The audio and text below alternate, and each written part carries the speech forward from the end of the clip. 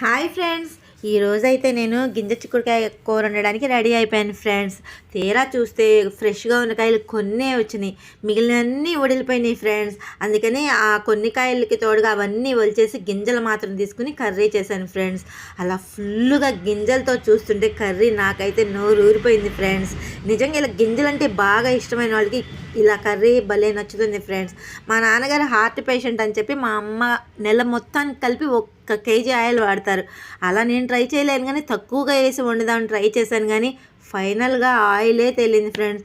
మన వల్ల కాదని నాకు అర్థమైపోయింది. ఇంకా నేనైతే వేడి వేడి అన్నంలో ఎక్కువ కూర కలుపుకొని నోట్లో ముద్ద పెడితే ఉంది ఫ్రెండ్స్. ఎమ్మిగా అద్దరిపోయింది ఫ్రెండ్స్. ఇలా గింజలు ఎక్కువ అంటే ఇష్టపడే వాళ్ళు ఎవరైనా ఉంటే కామెంట్ చేయండి ఫ్రెండ్స్. Bye friends.